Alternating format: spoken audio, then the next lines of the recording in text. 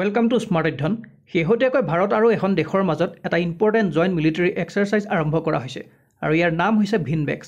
এই টপিকটো আপোনালোকৰ আহিবলগীয়া এক্সামসমূহৰ কাৰণে বহুত বেছি ইম্পৰ্টেণ্ট হয়। সো তাৰ কাৰণে এই ভিডিঅ'ত আপোনালোকে সম্পূৰ্ণ ডিটেইলছ জানিব পাৰিব যে এক্সাৰচাইজটো কেতিয়ালৈকে চলিব, ইয়াৰ লক্ষ্য কি, ইয়াৰ হিষ্ট্ৰী কি, তাৰ লগতে শেষত আপোনালোকৰ কাৰণে এটা ইম্পৰ্টেণ্ট প্ৰশ্নও ৰাখিছোঁ। সেই প্ৰশ্নটোৰ উত্তৰ আপোনালোকে সকলোৱে কমেণ্টত জনাব বুলি আশা কৰিলোঁ। সো দেৰি নকৰি তেতিয়াহ'লে আজি ভিডিঅ'টো আৰম্ভ কৰিছোঁ। সো এটা পইণ্ট বহুত বেছি ইম্পৰ্টেণ্ট হয়। আপোনালোকে যদি আসাম পুলিচ, ADRE লগতে SSC, APSC এনেকুৱা ধৰণৰ এক্সাম দিবলৈ গৈ আছে তেতিয়াহ'লে এই ভিডিঅ'টো আপোনালোকৰ কাৰণে বহুত বেছি হেল্পফুল হ'ব। সো প্ৰথম পইণ্টটো চাওক, এই যিটো অনুশীলন হৈছে এই অনুশীলনটো মানে অংশগ্ৰহণ কৰিবলৈ আমাৰ ভাৰতৰ ফালৰ পৰা 45 জনীয়া এটা দল গৈছে। সো টোটেল গৈছে আপোনাৰ 45 জন।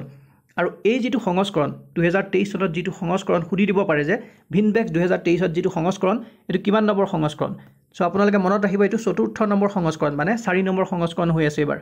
আৰু কেতিয়াৰ পৰা হৈছে 11 ডিচেম্বৰৰ পৰা 21 ডিচেম্বৰলৈকে চলি থাকিব, মানে এতিয়া বৰ্তমান চলিয়ে আছে।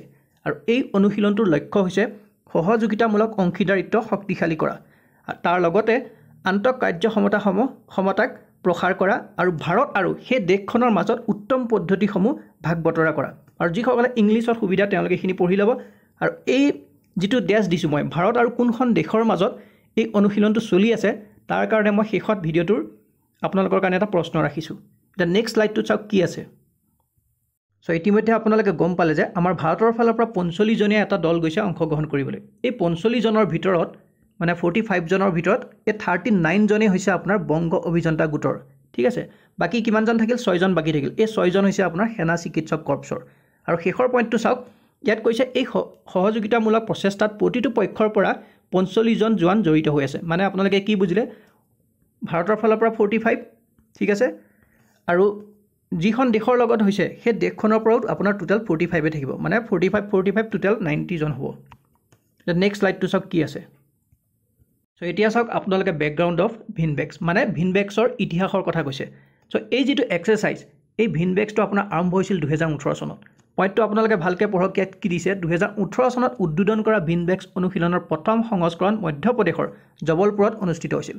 মই আপোনালোকক ইতিমধ্যে কৈছোঁ যে এই যিটো এক্সাৰচাইজ দুখন দেশৰ মাজত হয়, এখন হৈছে আপোনাৰ ভাৰত আৰু এখন বেলেগ দেশ। সো প্ৰথম যিটো সংস্কৰণ আমি কি গম পালোঁ, ভাৰততে হৈছিলে। এইবাৰ যিটো সংস্কৰণ হ'বলৈ গৈছে এইটো কিন্তু আপোনাৰ সেই দেশখনত হৈছে। আপোনালোকে কমেণ্ট কৰি জনাব। এতিয়া নেক্সট স্লাইডত কি দিছে চাওক।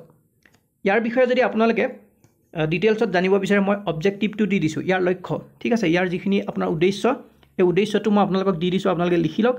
এতিয়া ভিডিঅ'টোৰ শেষত আপোনালোকৰ কাৰণে যিটো প্ৰশ্ন ইম্পৰ্টেণ্ট প্ৰশ্ন এক্সামৰ কাৰণে এইটো এতিয়া আপোনালোকে সকলোৱে কমেণ্টত জনাওক। এই যিটো এক্সাৰচাইজ ভিনবেক্স 2023 এইটো কোনখন দেশৰ মাজত হৈছে। আপোনালোকৰ এক্সামত এনেকুৱা ধৰণৰ প্ৰশ্নই আহিব, USA, ভিয়েটনাম, মালদ্বীপছ, মংগোলিয়া। আশা কৰোঁ আপোনালোকে সকলোৱে এই ভিডিঅ'টো ভাল পালে।